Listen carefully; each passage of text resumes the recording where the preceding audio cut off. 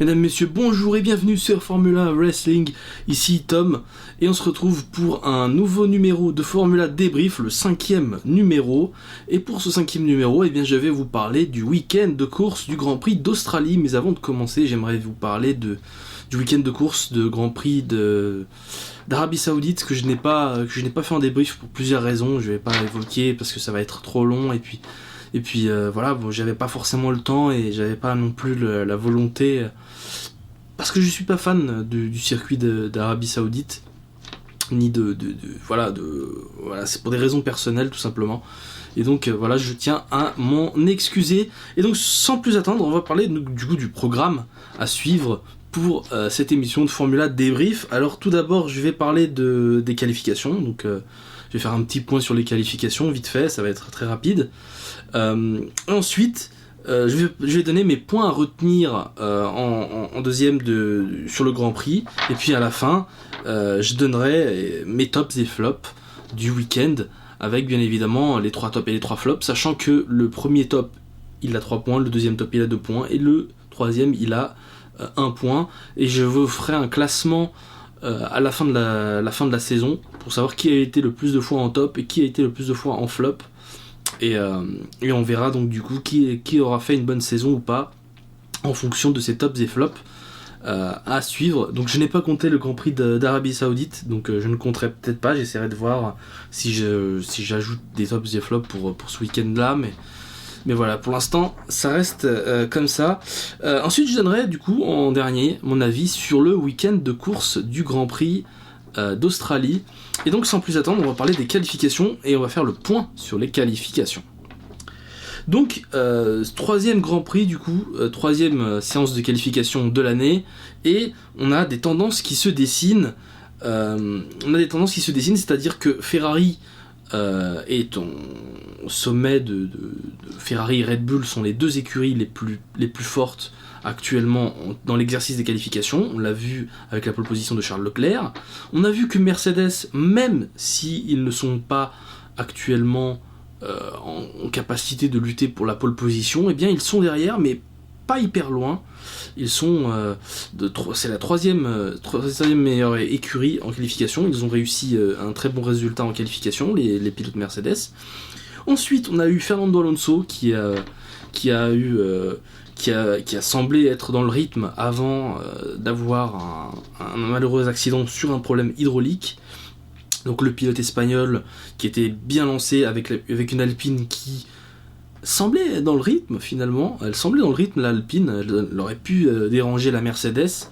Et bien finalement il n'a pas réussi pour des problèmes de fiabilité, alors que Esteban Ocon, quant à lui, réussit à se qualifier en Q3 tout simplement, assez simplement. Donc voilà, pas mal d'erreurs de pilotes, notamment Stroll et Latifi. Alors là on va en revenir, drapeau rouge pour ces incidents, Stroll et Latifi qui n'ont pas été extrêmement bons en qualification.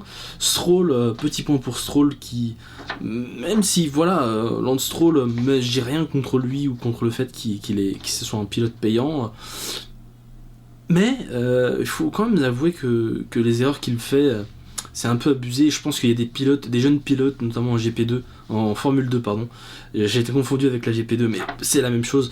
Enfin, en Formule 2, il y a des pilotes qui sont assez talentueux et qui mériteraient aussi leur place en Formule 1. Donc voilà, un petit peu les 3 tendances à retenir de ces qualifications. Et puis des erreurs, on en a vu quelques-unes ce week-end, puisqu'on a eu un nouveau tracé pour ce week-end, donc un nouveau tracé d'Australie, c'est-à-dire le tracé habituel, mais avec un tracé qui a été modifié à certains secteurs pour le rendre plus rapide, plus intéressant, plus passionnant. Je dois vous avouer que c'est un circuit qui me plaît énormément déjà à la base, mais c'est vrai que là ils l'ont rendu un peu mieux avec des virages rapides. Mais voilà, donc en qualification, donc on a, comme je vous l'ai dit, des tendances qui se dégagent, et cette pole position de Charles Leclerc qui a été bien un petit peu comment dire, pas miraculeuse, mais sur le fil, puisque l'accident de Fernando Alonso suite à son problème hydraulique est arrivé en toute fin de séance de Q3. Et donc, voilà, c'est quelque chose qui aurait pu... bien évidemment, ça a pénalisé Carlos Sainz, qui s'est qualifié 9ème. Mais voilà, c'est quelque chose qui est à prévoir en Formule 1. Vous le savez si vous suivez ce sport, il y a toujours des imprévus en Formule 1 et malheureusement, eh bien voilà, un accident est vite arrivé. Et là, dans le cas de Fernando Alonso, ça lui a gâché sa séance, mais ça a aussi gâché la séance de Carlos Sainz. Donc mauvaise séance pour les pilotes espagnols. Fernando Alonso commençait 10ème à l'issue de ses qualifications.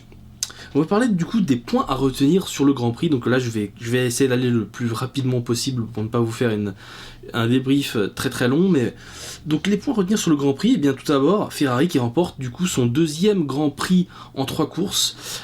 Ferrari qui confirme un très bon début de saison, en tout cas un très bon tout début de saison, je dis bien tout début de saison, parce que le début de saison c'est quand même quelques courses en plus, ça va être une longue saison, 23 courses.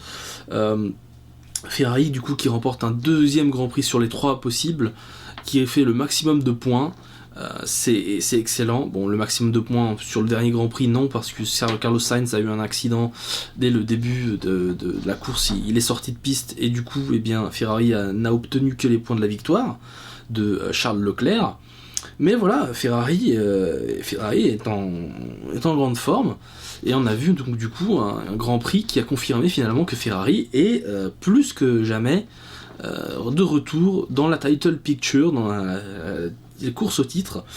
Et donc voilà, on a eu Charles Leclerc, donc 2e point à retenir, Charles Leclerc qui est seul en tête du championnat, et même il a été même question sur certains réseaux sociaux de Charles Leclerc serait devant même au titre constructeur.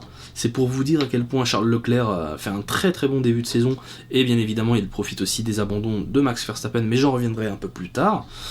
Donc Charles Leclerc qui fait un très bon début de saison lui aussi, et est aussi un point à retenir parce que tout le long de la course il n'a pas été inquiété, le pilote Ferrari, même face à un Verstappen qui était derrière lui après les safety cars, après le premier safety car notamment. Mais voilà, on a eu un Charles Leclerc qui a fait une course solide. Donc le 3e point à retenir de ce Grand Prix, c'est bien évidemment en termes de performance pure, Red Bull contre Ferrari. C'est la tendance qui se dessine actuellement en Formule 1, en tout cas en cette année 2022. Une tendance qui du coup a gagné en force, puisque même si Verstappen n'était pas encore... il n'arrivait pas à suivre le rythme de Charles Leclerc, on a vu Sergio Pérez qui finit 2ème, Sergio Pérez qui a tenu une grande partie de la course, qui a fini 2ème grâce à notamment à une bonne stratégie et une bonne monoplace, et il faut le dire, la Red Bull qui un manque de fiabilité, mais j'en reviendrai un peu plus tard dans les tops et flops, ils ont des soucis de fiabilité qui fait que finalement ça leur porte un peu plus préjudice, mais dans l'ensemble ce qui se dégage du coup, oui, c'est effectivement le duel Red Bull Ferrari, Ferrari Red Bull. Donc la victoire en Arabie Saoudite de Max Verstappen contraste avec la victoire de Leclerc, donc ça fait 2 victoires pour Ferrari, 1 victoire pour Red Bull. Donc voilà, une tendance qui se dégage en ce début de saison. Reste à savoir si Red Bull continuera à proposer des améliorations qui lui permettront de continuer à remporter d'autres courses, si bien que de toute façon Red Bull a obtenu des améliorations et qu'il y a un budget capé. Il faut savoir aussi que Ferrari n'a pas apporté d'améliorations, de grosses améliorations, en tout cas en Australie, donc il n'y a pas eu beaucoup d'améliorations pour Ferrari. Il y en a eu un peu plus pour Red Bull et pas du tout pour Mercedes par exemple. Donc parmi les écuries d'ailleurs qui n'ont pas reçu d'amélioration, on peut compter aussi sur AlphaTauri et sur Haas, il me semble. Alors, il me semble que Haas c'est un peu particulier, mais en tout cas AlphaTauri, Mercedes, c'est sûr, il n'avait pas d'amélioration pour ce week-end de Grand Prix. Donc voilà, donc une tendance qui se rapproche, donc Red Bull contre Ferrari. L'autre point à retenir de ce Grand Prix, c'est bien évidemment Mercedes qui n'est pas très loin malgré le fait qu'ils aient peu d'évolution. Et effectivement, ils n'ont pas reçu d'évolution pour ce Grand Prix d'Australie, ils n'en ont pas eu en Arabie Saoudite et ils n'en ont pas eu à Bahreïn. Et donc Mercedes est toujours dans ce process de comprendre un petit peu qu'est-ce qui se passe au niveau de la monoplace, mais, je tiens à vous le dire, je trouve que c'est prometteur pour Mercedes, c'est mon avis, c'est prometteur pour Mercedes. Il semble que même s'ils soient en difficulté, ils vont remonter la pente, parce qu'au vu des résultats qu'ils ont obtenus, on peut se poser la question, est-ce qu'ils vont rester à ce niveau-là, est-ce qu'ils vont progresser, est-ce qu'ils vont redescendre dans la hiérarchie. C'est vrai qu'il y a une course au développement qui s'est faite, mais sans apporter d'amélioration. Mercedes, ils ont quand même signé un très bon résultat à la fin de ce Grand Prix, une 3ème place pour George Russell et une 4ème place pour Lewis Hamilton. Donc chez Mercedes, ça doit être c'est des bons résultats, c'est le meilleur qu'ils pouvaient obtenir, ils l'ont obtenu. Ils n'ont pas de problème de fiabilité, en tout cas ils n'en ont pas eu sur les 3 premiers Grands Prix. Donc finalement, c'est vrai qu'ils ne sont pas en termes de performance pure à égalité, mais avec Ferrari et Red Bull, mais ils sont au niveau fiabilité, ils sont là, et la fiabilité c'est quelque chose qui risque d'être très important, je pense, cette saison, puisqu'on risque de voir beaucoup d'abandons dans d'autres écuries, notamment on a vu avec Red Bull, mais ça pourrait être le cas aussi du côté de chez Ferrari, on ne sait pas. Donc voilà, tout est encore à jouer. Ensuite, on a eu des safety cars qui ont ruiné la stratégie à un arrêt de Fernando Alonso. Je voulais le signaler en tant que point à retenir. Pourquoi ? Parce que s'il n'y avait pas eu de safety car, le premier safety car de ce Grand Prix qui a eu lieu en début de course, eh bien ça n'aurait pas ruiné la course de Fernando Alonso, qui semblait faire une remontée extraordinaire. Il est même arrivé lors du 2e safety car, il était 4ème du Grand Prix. À un moment, il avait des pneus durs qui semblaient tenir, mais voilà, les pneus durs, il arrive à un moment où ils perdent en performance, et c'est tout à fait normal au bout d'une 40aine de tours. Et surtout l'Alpine semble peut-être un peu consommer un peu plus ses gommes que ce que je pense, surtout quand on a vu les derniers runs de Fernando Alonso, donc les runs en pneus médium. Mais voilà, des safety cars qui ont ruiné la stratégie de Fernando Alonso, qui voulait se reprendre absolument, lui qui semblait être dans le rythme en qualification, et même pendant les essais il semblait être dans le rythme. Donc voilà, on espérait un peu pour les fans d'Alonso et pour les fans d'Alpine le voir devant, et puis finalement sa stratégie a été complètement ratée par ses safety cars, puisque du coup il finit dernier parmi les pilotes qui étaient en piste, puisque les seuls pilotes qui ont fini derrière Fernando Alonso sont des pilotes qui se sont retirés. L'autre point à retenir, c'est Sébastien Vettel, qui n'a pas été au top, je tiens à le préciser. Pourquoi il n'a pas été au top ? Parce que l'accident qu'il a eu au cours du Grand Prix d'Australie, qui a été vraiment gênant, je trouve, pour un quadruple champion du monde. Bon, après c'est tout à fait normal, on peut se mettre dans sa peau et se dire voilà, il n'a pas eu de la préparation au début de saison qu'il fallait, il a raté les 2 premières courses, et du coup il ne s'est pas habitué à ses nouvelles monoplaces, mais voilà, Hülkenberg, il n'a pas fait de très bons résultats non plus, parce que la monoplace n'est pas bonne, faut le dire la vérité, la Aston Martin n'est vraiment pas bonne. On peut lui donner le bénéfice du doute, mais l'erreur qu'il a commise, qu'il a fait retirer de la course, eh bien c'est une erreur qu'il a payée, et c'est une erreur qu'il a commise. Et donc du coup c'est quelque chose que j'ai voulu retenir aussi de ce Grand Prix, parce que les safety cars ont joué un rôle dans ce Grand Prix. C'est un autre point que j'aimerais retenir. Les safety cars sont venus sauver un petit peu une course où le leader, Charles Leclerc, n'avait pas eu grand chose à faire. Dès le début de la course, Charles Leclerc a imposé son rythme, il s'est envolé littéralement dans la course. Sébastien Vettel, mais Max Verstappen n'a pas réussi à suivre le rythme de la Ferrari, même s'il avait un bon rythme, le pilote néerlandais. Il a réussi à faire quelques tours qui étaient dignes d'être des tours de... Oh là là, je suis en train de me perdre dans mes mots. Bref, qui signait des meilleurs tours quelquefois, le pilote néerlandais, mais ce n'était pas suffisant pour rattraper le rythme de la Ferrari. Mais voilà, ces accidents qu'il y a eu, ces safety cars qui sont sortis, eh bien ils sont venus sauver un Grand Prix il n'y avait pas beaucoup de dépassements finalement dans ce Grand Prix. Il y a eu des zones DRS qui ont été supprimées, notamment une seule zone DRS qui a été supprimée, qui a été supprimée suite aux plaintes de certaines écuries par rapport à la sécurité. Et donc on se retrouve avec un Grand Prix qui a été sauvé du coup par des safety cars. J'en reviendrai un peu plus tard dans cette vidéo.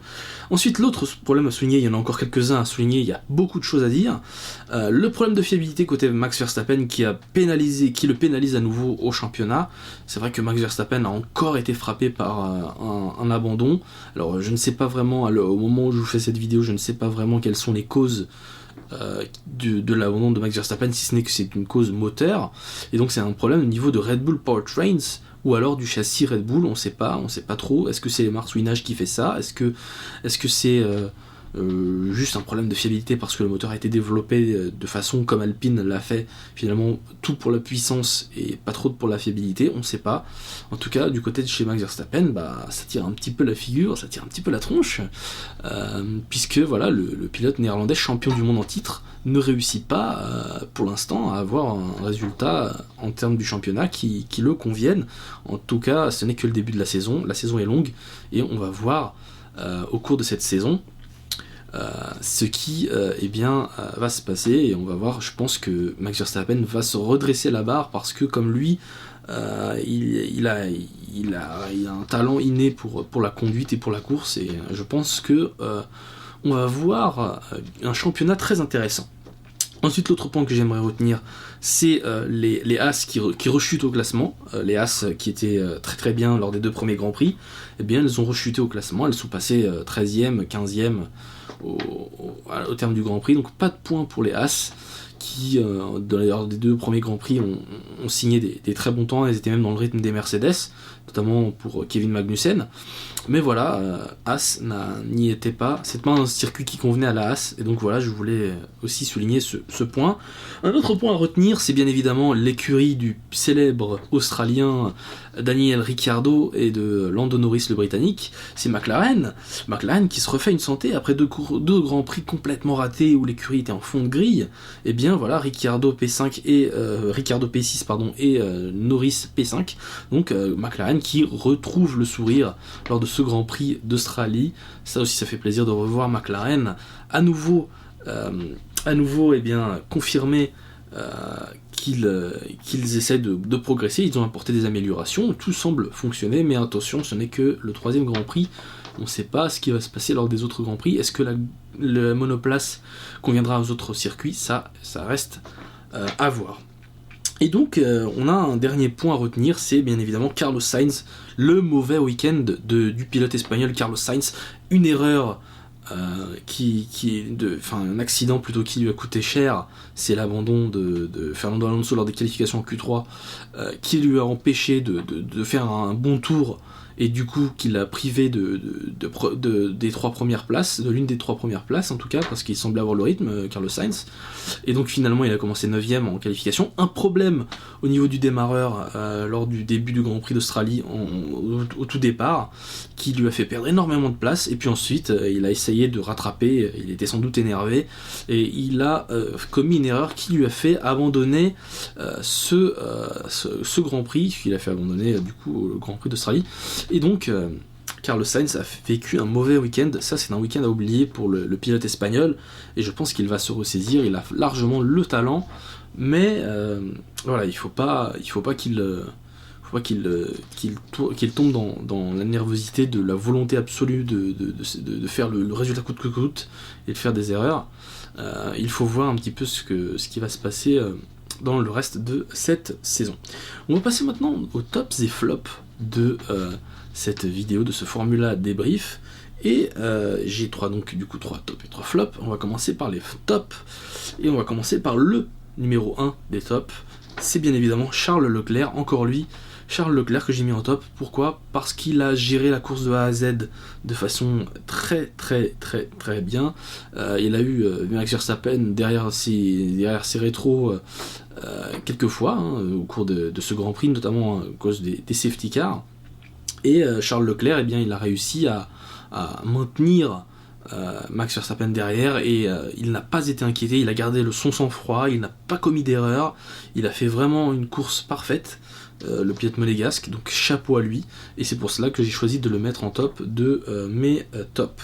Ensuite, en deuxième de mes tops, c'est un pilote dont je n'ai pas parlé pendant pendant les points à retenir du Grand Prix, c'est bien évidemment Alex Albon, et j'ai pas mis Williams, j'ai mis juste Alex Albon. Pourquoi ? Eh bien, parce que Alex Albon, il a complété le Grand Prix avec 57 tours en pneus durs, 57 tours en pneus durs, et il a réussi à finir dans les points en s'arrêtant lors du dernier tour, au moment même où Charles Leclerc allait passer la ligne droite descendre pour remporter ce Grand Prix. Eh bien, Alex Albon s'est arrêté pour changer de pneus et pour mettre des pneus tendres, ou des pneus médiums il me semble, histoire de dire voilà, parce que les règlements imposent finalement de changer de pneus en cours de Grand Prix, donc il faut changer, vous prenez des pneus durs, médiums ou tendres, et vous devez mettre un autre composé différent. Vous pouvez pas faire une course avec seulement un seul composé de pneus, et donc là, Albon a fait quelque chose qui à mes souvenirs, je n'ai pas vu souvent. C'est faire toute la course avec un style de pneu, et puis au dernier tour changer de pneu, vraiment au dernier tour. Ça s'est joué à peu, et finalement à réussir à finir dans les points, parce qu'il avait gros à jouer. Albon, il a réussi à avoir ce point, et c'est grâce à son pilotage, grâce à son intelligence. Je pense que voilà, il faut louer un pilote, même si je suis pas fan d'Alex Albon, je vous le dis tout de suite, mais faut reconnaître, il a fait une belle course. Et quand un pilote fait une belle course, il faut le reconnaître. Et dans son cas, Williams a réussi à rapporter un précieux point qui fait toute la différence pour Williams, puisque cela fait plus de 2 saisons qu'ils n'ont pas reçu de points. Ça fait une saison. Non, l'année dernière, ils ont eu des points, et il me semble, puisque George Russell avait fini 3ème lors du Grand Prix de Belgique, le fameux Grand Prix un petit peu de la honte. Mais voilà, ils avaient réussi à avoir des points, mais c'était pas vraiment des points à la régulière finalement, et là ils ont réussi à les avoir à la régulière, et donc félicitations à Alex Albon qui a réussi un très très bon résultat. Ensuite, en 3ème de mes tops, j'ai choisi George Russell. George Russell parce qu'il a réussi une 3ème place avec la Mercedes. Et bien évidemment, il a bénéficié des abandons de Max Verstappen et naturellement de Carlos Sainz, qui n'a pas pu remonter, bien évidemment, puisqu'il a abandonné un début de Grand Prix. Mais George Russell, il est 2ème du championnat, et donc au vu de ce qu'il a fait ce week-end, il a quand même devancé le Sir Lewis Hamilton assez proprement. Hamilton qui a même pesté à la radio à Mercedes en disant oui, vous avez favorisé George Russell. Enfin, il l'a pas dit vous avez favorisé George Russell, mais il a dit ouais, c'est pas normal. Enfin, je vais pas décrire encore tous les mots qu'a dit Lewis Hamilton, mais il était pas très content avec son écurie, le pilote britannique. Et donc, George Russell, lui, il a fait une belle course, il a géré sa course, voilà, tout simplement. Il a fini 3ème, et il est 2ème du championnat, et donc voilà, c'est pour cela que je le mets dans mes tops aujourd'hui. Et donc, je tiens du coup à souligner ce point de George Russell, qui figure dans mes tops pour ce qu'il a fait dans la course, mais aussi pour sa position en championnat finalement, puisqu'il est 2ème. Bon, ce n'est que le début, je vous le dis. Et je vous le répète, ce n'est que le début de saison, beaucoup de choses vont encore changer, et c'est une longue saison qui nous attend, et ça va être une saison assez impressionnante, je pense, excitante même, pour nous les spectateurs. Et donc je vais passer du coup dans mes 3 flops, et pour commencer, j'ai eu beaucoup de mal à me décider au niveau de mes flops, notamment le numéro 1 et le numéro 3, ça s'est joué à ça. Le premier donc de mes flops, c'est Lance Stroll. Lance Stroll qui a commis des erreurs lors du Grand Prix. Il a reçu une pénalité de 5 secondes pour avoir ralenti délibérément, beaucoup trop ralenti, Mick Schumacher notamment, qui a failli lui rentrer dedans. Les erreurs pendant les séances qualificatives. Donc Stroll, il a commis beaucoup d'erreurs lui aussi. Bon, ça fait beaucoup quand même pour les pilotes Aston Martin. Et finalement, donc voilà, j'ai mis Lance Stroll dans mes flops. Je n'ai pas mis Aston Martin dans mes flops parce que en début de saison, ils ont une monoplace qui n'est pas très performante, et je pense que j'aurais pu les mettre dans mes flops, mais aujourd'hui ça n'a pas été le cas. Je pense qu'ils sont dans une position qui leur est, pour l'instant en tout cas en ce début de saison, qui est leur position. Et donc c'est pour ça que j'ai pas voulu les mettre dans mes flops, Aston Martin, même si je pourrais, bien évidemment. Bref, j'ai mis Lance Stroll en premier de mes flops, et en deuxième, eh bien, c'est Sebastian Vettel qui a commis des erreurs tout le long du week-end. Vous avez vu sans doute pendant les essais libres, il me semble que c'était les essais libres 1, où Sebastian Vettel s'est baladé en scooter sur le circuit, ça n'a pas plu bien évidemment au commissaire. Mais voilà, les erreurs en essai libre, enfin, c'était pas vraiment de son erreur, c'était un abandon dû à un problème moteur. Mais en qualification, en essai libre 3, en essai libre 3, il a commis une erreur qui l'a fait abandonner la monoplace et qui a du coup forcé l'écurie Aston Martin à essayer de sortir les doigts du nez. Il a dû forcer sans le vouloir bien évidemment, ses mécaniciens à travailler énormément et très rapidement sur la monoplace pour la rendre disponible pour les qualifications. Donc voilà, erreur de Sébastien Vettel en essai libre 3, et pendant le Grand Prix bien évidemment, l'abandon de Sébastien Vettel, c'est un petit peu de sa faute. Il est allé un peu trop large, il a trop réaccéléré, il a commis une erreur qui l'a fait toucher le mur. Et donc pour moi, voilà, Vettel finit dans mes 2 flops. C'est dommage parce que Vettel, c'est un pilote que j'apprécie aussi. Donc voilà, c'est l'une des raisons pour lesquelles j'ai mis Vettel. Donc j'ai mis les 2 pilotes Aston Martin. J'ai pas mis Aston Martin, tout simplement comme je vous ai dit, parce que ils sont un petit peu à la place qui est la leur pour l'instant en début de... C'est la même chose que l'année dernière finalement, donc ça sert à rien de les mettre en flop, et puis les mécaniciens ils y sont pour rien, ils ont fait du bon travail sur la monoplace de Sébastien Vettel. Et ensuite en troisième de mes flops, alors comment vous dire... Et donc en troisième de mes flops, je suis vraiment désolé, j'ai eu une petite coupure. Donc en troisième de mes flops, j'ai mis Red Bull Racing. Red Bull Racing, pourquoi ? Parce qu'il y a eu un abandon de Max Verstappen à nouveau, et c'est le 3e abandon de Red Bull. Ça fait 4 abandons je crois pour les moteurs Red Bull Powertrains. Donc ça fait beaucoup pour Red Bull en ce début de saison, et ils prennent du retard en championnat à cause de ces abandons. Ils ont perdu énormément de points à Bahreïn, et ils en perdent à nouveau cette fois-ci ici en Australie, au Grand Prix d'Australie. Et donc c'est quelque chose qui est problématique pour Red Bull, puisque en championnat ils ont pris beaucoup de retard sur Ferrari, et ce championnat a beau être long, ça va être très dur de rattraper des points. Il va falloir gagner des courses, il va falloir s'assurer que la monoplace remporte des grands prix, et que Ferrari finalement ils aient des problèmes mécaniques, hein. Ça c'est possible que ça arrive, bien évidemment, ce n'est que le début de saison, mais ça va être très compliqué de revenir en tête d'affiche. Je pense que Ferrari a pris un très bon coussin. Maintenant reste à savoir qui va gagner à la course au développement, parce que ça aussi c'est un enjeu qui va tout changer. Mais voilà, ces abandons de Max Verstappen, ça pose problème pour Red Bull et pour le pilote finalement, puisque les deux sont pénalisés, hein. Red Bull n'est pas bien placé au championnat, et Max Verstappen non plus, et donc ça pose problème.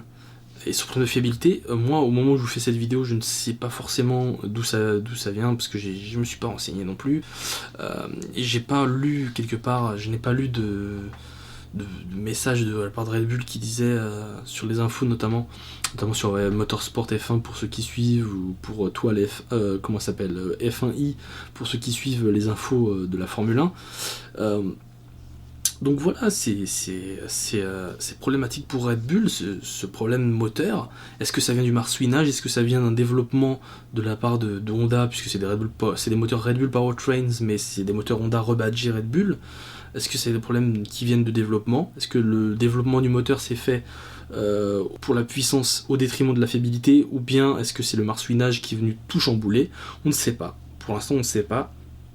On peut qu'espérer que Red Bull trouve trouve une résolution à ce problème, et on espère de tout cœur que Max Verstappen réussira à remonter la pente pour le bien du championnat, et bien évidemment pour notre plaisir, puisque nous, ce qu'on veut voir, c'est des dépassements et des duels en piste endiablés, comme on a pu le voir notamment la saison dernière entre Hamilton et Verstappen, et puis aussi ce duel en début de saison, au Grand Prix d'Arabie Saoudite entre Leclerc et Verstappen, qui était juste extraordinaire. Donc voilà, c'est tout pour les flops. Je vais vous donner du coup mon avis sur ce Grand Prix, et mon avis c'est simple, c'est que ça n'a pas été un Grand Prix extraordinaire, c'est pas une Grand Prix légendaire, ça n'a pas été une course légendaire, mais c'est une course qui a été correcte, on va dire, dans la mesure où les safety cars sont venus sauver la course finalement, puisque sans le safety car, les écarts se seraient creusés encore plus, et déjà Charles Leclerc n'a pas été inquiété énormément, mais il a eu quand même quelques duels avec Verstappen en début de course, mais sans ça, Sans ça, eh bien, Ferrari n'a pas été inquiété, enfin Charles Leclerc n'a pas été inquiété. Mercedes a fait un bon résultat, mais il n'y a pas eu de gros duels mémorables, en tout cas à retenir. On a eu quelques soucis pour Fernando Alonso, bien évidemment, en course, qui a fini dernier, finalement, dernier des pilotes en piste. Ça a été une course qui aurait pu être plus excitante s'il n'y avait pas eu toutes ces... qui aurait pu être plus excitante si... Non, en fait, non, même pas. Attendez, je vous pose la question parce que c'est vrai que on a changé de monoplace finalement. Les monoplaces de 2021 et les monoplaces de 2022 ne sont pas les mêmes. Est-ce que ça aurait changé si on avait gardé les anciennes monoplaces? Je ne sais pas. Mais en tout cas, ces safety cars sont venus sauver un petit peu le spectacle, on va dire, de ce Grand Prix. Et donc voilà, ça a été un Grand Prix plutôt bon, mais ça aurait pu être mieux. On va voir un petit peu ce qui va se passer à Imola, puisque le prochain Grand Prix c'est à Imola, et c'est dans 2 semaines. Et donc voilà, on va assister du coup à un bon Grand Prix, je pense, puisque Imola c'est un circuit où il y a pas mal de virages. Et voilà. Donc voilà, c'était tout pour mon avis sur la course. Merci à vous de m'avoir suivi, merci à vous pour vos likes, merci à vous de m'avoir suivi et vous êtes abonné à ma chaîne. C'est vrai que c'est un plaisir énorme de faire ces vidéos pour vous et puis voir que ça plaît à des gens finalement, ça me fait énormément de plaisir. Et surtout, pour moi c'est un grand honneur que de pouvoir vous faire des vidéos. Et donc voilà, je tiens à vous remercier du fond du cœur. Merci à vous de m'avoir suivi, de m'avoir regardé, d'avoir mis des j'aime sur certaines de mes vidéos, ça me fait vraiment chaud au cœur. Et donc voilà, sur ce, je vous libère finalement, puisque c'est une vidéo qui est assez longue. Merci à vous de m'avoir suivi, c'était Tom, et à vous les studios. Bye, et rendez-vous donc dans 2 semaines pour le débrief du Grand Prix d'Imola. Merci, au revoir.